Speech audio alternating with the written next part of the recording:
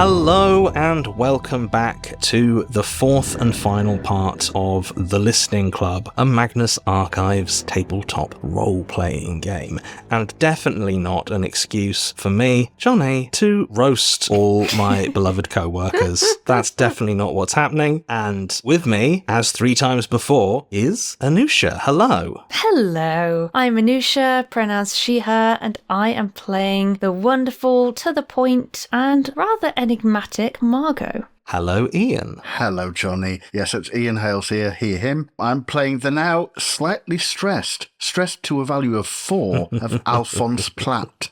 Hello, Lowri. Hello, yes, it's me, Lowri, once, twice, 3 times, and Elodie Jones, both she, her.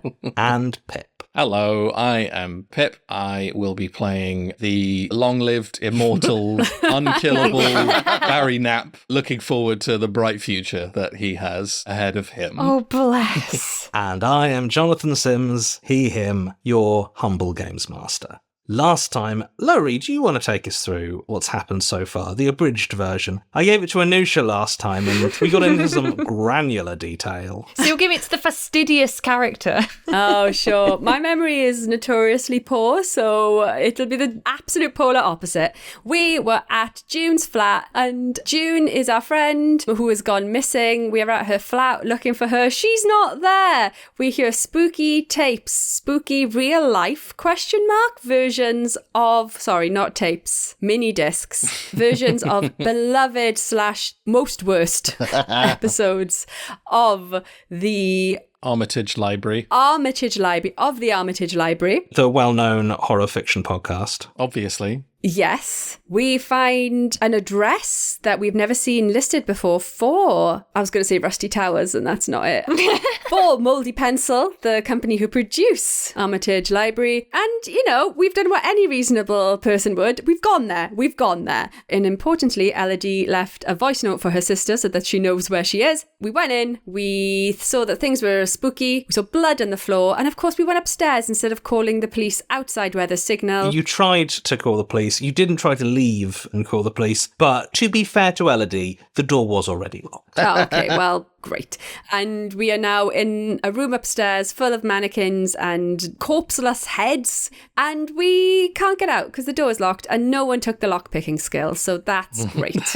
Only if somebody had done that. I can pick locks. Yeah. I can pick locks. So, yeah, the door's locked. Is it the door directly behind us into this, like, office space with the heads that's locked, or is it the door downstairs that we've heard being locked? It is the door back to the stairway. Okay. You are in, like, a large open-plan office with a whole bunch of mannequins and some discarded heads. In the corner, you can see a separated little room, which is labelled as recording studio, and there definitely seems to be some movement in there. So the door to the recording studio is one of those like wooden doors with a long, thin bit of frosted glass in it. Mm-hmm. So you can see like shadows shifting the other side of the frosted glass, but not really details. I'm thinking of the room that we're now in. I'm just thinking about the door that's locked behind us. How much glass is in that door? That one has 6 small glass square panels. You could easily break any of them, but none of them are really big enough for, well, certainly not big enough for Barry to fit through.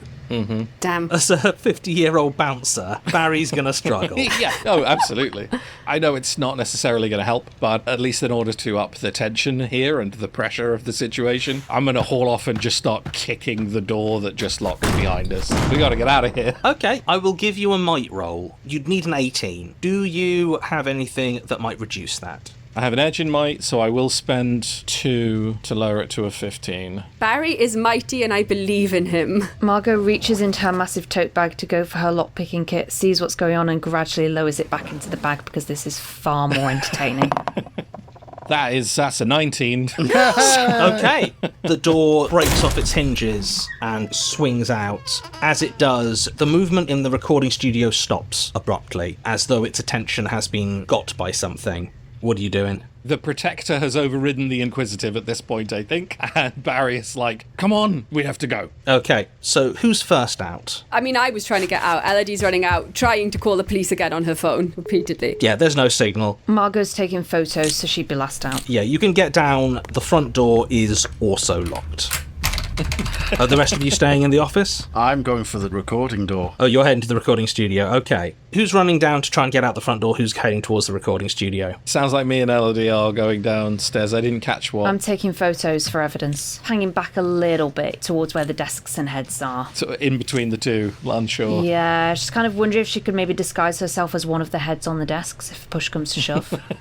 Use a bit of trickery. Okay. The door to the recording studio swings open slowly, and emerging from it is quite a normal-looking guy. You recognise him. He's wearing a suit that he wears in most of his publicity photos, and it is Arthur G Neville, the writer-producer. Looking at the mannequins, looks like he does pretty much everything on the podcast.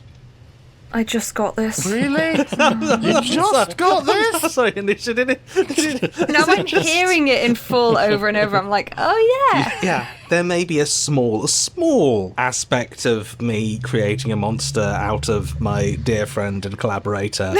Arthur steps out. Hi, I'm Arthur. Good to see you. Thanks for joining me. Beautiful. You can see behind him in the booth, unmoving, it looks like June. Oh no. Her head is sort of lolled to the side, and you can see the large red mark on one side of her head. As Arthur starts to come towards you, he's talking very affably. Yeah, hey, great to see you. Thanks so much for coming by. It's always good to meet a listener.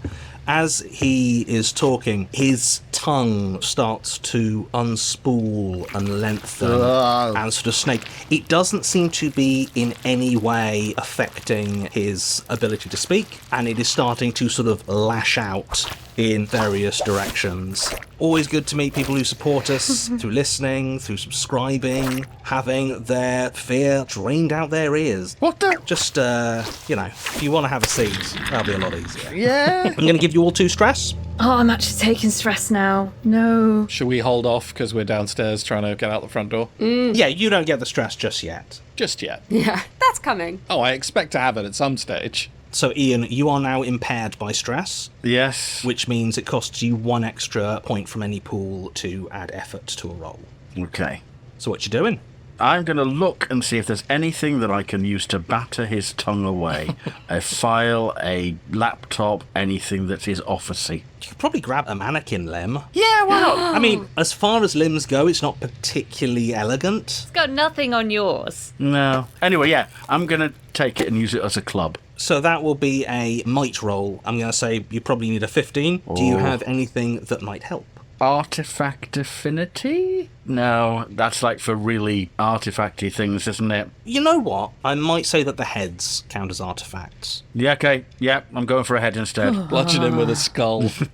I'm going to pick up a head and scone it at him. All right, brilliant. I like the idea that, he picks up an arm, is like, no, this isn't right, and then picks up a desecrated human head. These limbs are far too elegant. There's no heft in a mannequin arm. You're kind of right. I'd say it's probably a speed roll then, rather than might, if you're lobbing ahead. Okay. That will be 15 lowered to 12. Do you want to spend some pool points to lower it to a 9? I'm only here once, why not? Let's do it. That will cost you 4 from your pool, because you're impaired. You're like, Yeah. Head one. you need a 9. I failed. I got a 5 on that. Jeez. Oh, no. You toss it, and it sort of lands at his feet, and he picks it up, and the tongue sort of loops round and starts to probe the indentation where the ear was, and he's taking the story from that one already. I'm looking for something fresh.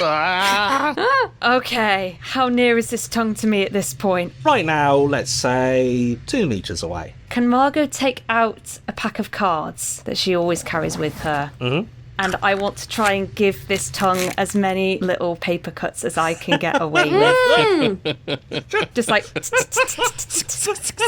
she throwing them? No, she's standing by the tongue. She goes up to it. She's like, boom, boom, boom, boom, boom. Just like... Like you're repeatedly swiping a credit card. She's shuffling them, but along his tongue. I love that Anusia's mind isn't like, okay, I want to try and cut the tongue. Would I have a knife? Sever it. She's got lock-picking tools. We can go to those as well. No, this is way funnier. I just thought the element of surprise would... It's not what any of us were expecting, I'll be honest, Anusia. No. All right, that'll be a speed roll. Same as Ian, you need a 15. Actually, hold on. Do you have a set of playing cards anywhere nearby? You know what, Johnny? It's funny you should say that. I always keep a pack of cards right near my desk. Draw a card. If you get a face or an ace, you manage to give him a little paper cut. If it's a joker, you slice the tip off. To be clear to our listeners at home, this is absolutely not a mechanic in Monty Cook's The Magnus Archives RPG. So shuffle, shuffle, shuffle. And... Queen of Diamonds. Brilliant. Are you holding them or throwing the card? I think holding them like that and just going like as much as she can. Okay, so it lashes out. You can almost feel the wet tongue lapping around your ear when you swing your hand up. She hasn't taken her headphones off. It's a big meaty tongue. It's going to knock them away.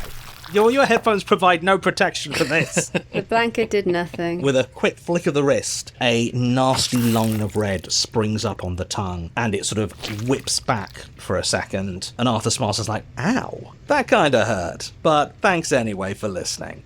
But it does give you a few moments of reprieve. Oh, incidentally, downstairs at the front door, that is locked and bolted. What are you up to? I think Barry probably has tried to kick the door a couple times. You want to try kicking the door again? Yeah, go for it. It's a little bit meatier than the one upstairs, so it'll be 21. I've got a might edge just to lower the spend. Okay, so you can spend 2 to lower it to 18. Yeah, I mean, the odds aren't great. Let's go for it. No, 16. Very close. Oh. Afraid that's a stubbed toe and a point of stress there, mate. Yeah. I think Barry will give this door a couple of heavy kicks. And then turning, see that Alphonse and Margot have not followed us downstairs. Like, oh, shit. And then start heading back up, hearing something's going on up there. Elodie is grabbing you. You don't have to, obviously you're stronger than her. But the garage! I'm going off for myself, even if you don't follow me. I'm going to run to try and find us an exit. Go for it. I will run upstairs, though. So I'm going to go right, is it? Or left, whichever way towards where you said the garage would be. So you open the door to the garage, and as you do, you are hit by a wall of smell and rot, as you can see that in the garage where there should be, Anusia's shaking her head because I think you put 2 and 2 together, where you'd expect there to be vehicles, there is instead a pile of bodies of people, mostly wearing like Armitage Library merchandise, all of which have mangled ears, as though something has like gone in and like slurped out their brains. Oh no. For the legal department, I just want to make it clear, I am not accusing anyone at Rusty Quill of being a serial killer. That's not what this is. This is just, we're all having fun here. No one is murdering any fans. That is not happening, and I just want to say that up top. Just in case, like, the mini disc people are listening, Johnny is still okay to sponsor. Yeah, absolutely. He is not an accomplice to murder. What a weird thing to say. Yeah, Elodie is going to throw up. Oh, by the way, take a couple of points of stress, because it's pretty grim, I'd say. Yeah. And try and make herself look, is there a way out through this room? There is the big rolling garage door. It is currently padlocked to the floor in 2 places. They look like comparatively heavy-duty padlocks, but not impossible to break. Screw this, she's shutting the door and she's going to run away, but feel free to cut to someone else. So, upstairs, the tongue's retreated for a second. Alphonse, are you taking this opportunity to do anything? Yeah, is Arthur between me and the door to the where June is? Yes. Well, I mean, currently, if you took a direct route, you would probably have to go past him, but you could go around the outside of the room to try and reach it. Yeah, let's sort of cat and mouse it, see if I can get to June. All right, so I'm going to ask for a speed defense roll to avoid his, wildly flailing tongue. I would say you probably need a 12. Do you have any skills that might help? No, not at all. Do you want to spend 4 points of speed to try and lower the difficulty? Why the hell not? So you need a 9. You got this. Okie dokie. Let's see if this works. Ha! That's a 9! That's a 9! At one point, the tongue wraps itself around your leg, but you notice that to do so, it's gone over like an open drawer, and you slam the drawer quickly, causing it to spasm and withdraw. Nice. And then, you make it to the little recording booth. June, unfortunately, is quite clearly dead. Bollocks. Oh! She's had all her head innards slorped out through her ear. Oh, no. It looks like this is where Arthur does most of his feeding. There's like caked on blood and skull and bits of cerebrospinal fluid just all about. It's all over the mixing desk as well. Oh, that's disgusting. The sound quality from that's going to be terrible, to be honest with you. It's pretty gross. To be fair, it would make sense of the sound quality of most of those recordings. When we listened to them raw, they were pretty bad. Yeah. Anusia, what's Margot doing? Would a lockpicking kit contain a full-on blade or a pocket knife of some kind? If you want to have a pocket knife, I will probably allow you to have a pocket knife. I think I'm going to go for the knife. Are you using the pocket knife to try and defend yourself from the lashing tongue, or are you trying to actually charge the creature and stab it up a bunch? I'm trying to actually charge him and, like, bring the knife down the tongue as much as I can. Down the centre of it. Okay, alright. It's not going to be easy. Okay. So I'm going to say it's a speed roll, base difficulty 15 probably. Okay. Do you have anything that might help? Discerning motive to see what he's going to do next. I will say that you can correctly discern his motive of wanting to drink all your fear and brain juices out through your ear. That is his motive. I think this might just be a straight roll unless you want to spend some speed to boost it. Yeah, I'll spend 3 on my speed. Brings it down to a 12. Cool. I will roll that now. That is a 10. That does not make it. Well, I'm afraid you charge at him, but you don't get the tongue. The tongue seems to see what you're doing and sort of twist and squirm away from the blade. I will say that you reach Arthur himself and you can plunge the little pocket knife into his chest, but nothing happens. Okay. There's not even any blood. Oh, that's unsettling. Meanwhile, Barry, if you're running back upstairs, you are arriving to the scene of Alphonse is over by the recording booth going like, oh no! Margot is right up next to Arthur, having stabbed him, but Arthur doesn't seem to have really noticed. He's still smiling and being like, thanks so much for the contribution of this knife to my chest. I couldn't have this knife in my chest without you. Elodie, who knows where Elodie is? I know. Having a little breakdown somewhere. Just trying to call the police. I'm afraid there is no signal. It's not just there's bad signal, there is zero signal. You reckon that someone's treated this building to prevent signal escaping? Seeing that Margot is, like, closed in and tried to stab him, I'll haul off and punch him right in the face extremely hard, if possible. All right, tackle him. So it's a might roll. I will say that would be a 15, but you are protector of Margot, so that will lower it to a 12. Do you have anything else that might lower it? Not necessarily. Perception, intimidation are the only ones that sort of sound vaguely relevant. Okay, I would allow you intimidation if rather than like actually trying to like hurt Arthur, you are trying to just like establish yourself as the threat. So I think it's less about running in and punching him and more closing and shoving him so I can get between him and Margot. Sure. And I think more out of instinct, he goes, oi mate, you're barred.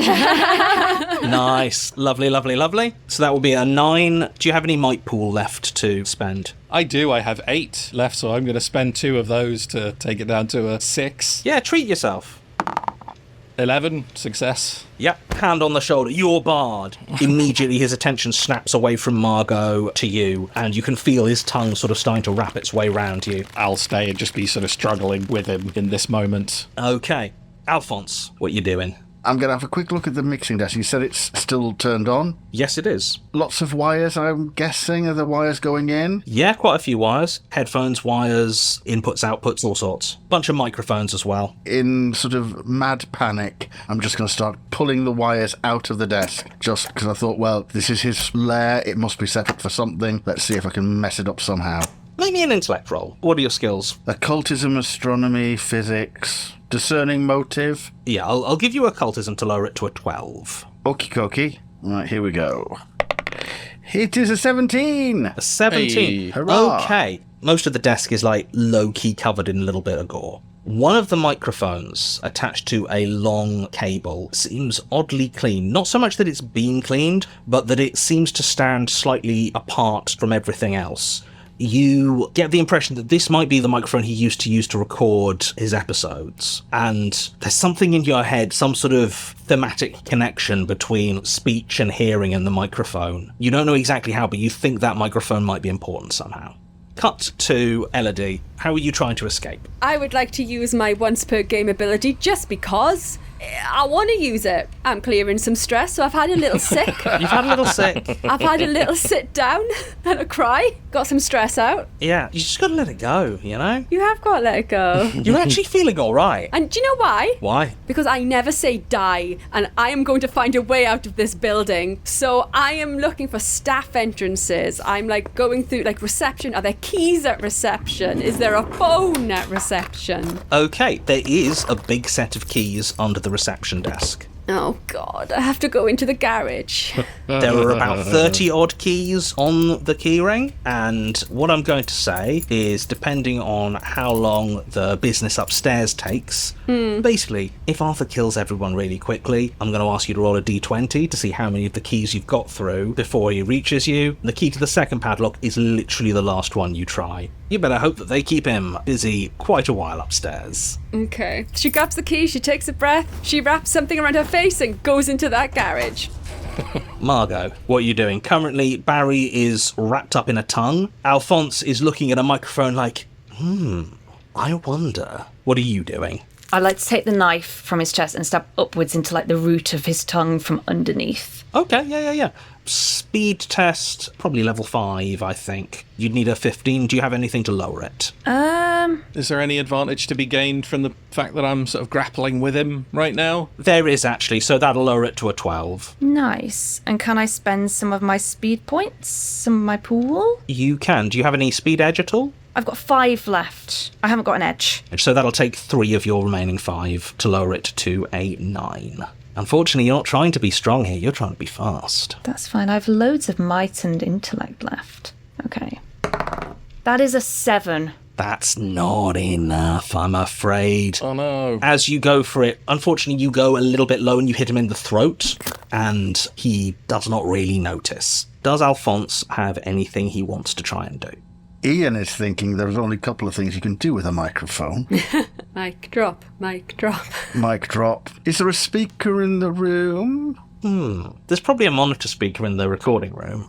A monitor, yeah. I'm wondering if I should try and provoke a feedback loop. In fact, yes, that's what I'm going to do. I'm going to try and provoke a feedback loop using that microphone next to the monitor. Just shove it into the monitor. You know what, I'm just going to say, yeah, you shove the microphone to the monitor and you turn it up and the feedback loop starts.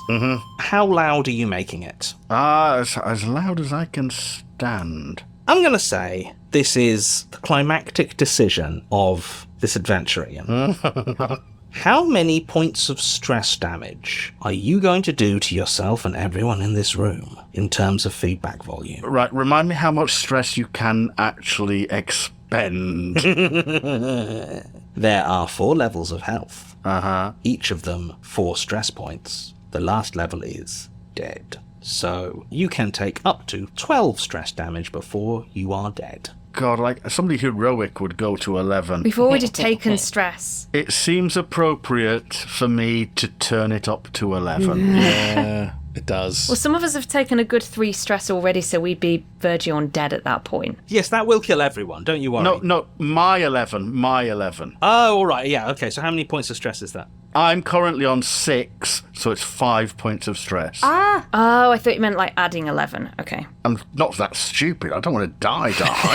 Okay, perfect. Can everyone make me a level 3 might roll to resist or potentially gain extra stress? Me too? Or... No, I mean, you're hearing something horrible going on up there, but you're busy. Yeah. I would like to expend 3 points of my might. Yep, so that will lower it to a 6 for you. I got a 6. Perfect. I spent 2 because I have the might edge. And again, as it seems to have been the theme so far, there was no need to have done that as I've rolled another nat 20. Brilliant. And Ian, are you... I'm spending and rolling, and I got to 10, which is excellent. Okay, marvellous. So yeah, you all will take the 5 stress damage from this impossibly loud feedback. Barry, you can feel the tongue sort of convulse and writhe and spasm as it tries to constrict and get into your ear, but like the whole of Arthur now is shaking like a horrible waveform. With the sort of highest possible roll, can I monopolise on this moment of him being slightly impaired by this noise? Because I'm almost like face to face with him as we're kind of struggling. I want to try and reach up. I want to grab the tongue as close to its base as I can. I want to pull it out of his mouth if I can. Absolutely. Yeah, you grab the tongue, through it perfectly clearly. Arthur says, "Thanks for listening, and see you next time." And you pull it out, and he just sort of pops in like a gooey, viscous collection of like, it's like liquid noise. Oh. It's pretty gross. Yeah, you are all incapacitated. I'm going to be very, very generous and say Alphonse is able to turn the feedback back down before any further damage is done. You will all have a little bit of deafness from this, except for Elodie, who about 2 minutes later pulls up the garage and legs it. Abandons us. Not bothering to check on any of you. How dare you? She'll shut behind her. The garage is open! And run. You hear nothing except a... I will assume about 4 hours later, the police will arrive. One assumes called by Elodie. Yes. And you'll be taken and your hearing will be treated. Officially, Arthur is listed as a weird serial killer. You get like a little story in the paper and a lot of hate online for getting the podcast cancelled. If we're headcanoning this, Elodie still has all those mini discs, so we can just release our own version. Yeah, can have our own podcasts. With the super graphic, real stories, right? The Barry Archives. Barry Why does the Barry Archives ring a bell? I don't know. I don't want to know. Who knows? And yeah, thank you very much for playing The Listening Club. I hope you enjoyed it, and I hope you all enjoyed listening to it at home. Standard disclaimers, that was not really representative of what a normal at-home session of the Magnus Archives tabletop role-playing game is actually like. That was very much me using the system as just kind of a very loose framework to have some podcast nonsense around. We'll have a lot of fun here, but Rusty Quill is actually really cool and does not endorse shoving your tongue in anyone's ears to drink their fear in their brain. That's not something Rusty Quill has ever done, will ever do, and this is just me making fun of my friends. Thank you all for listening. Bye-bye!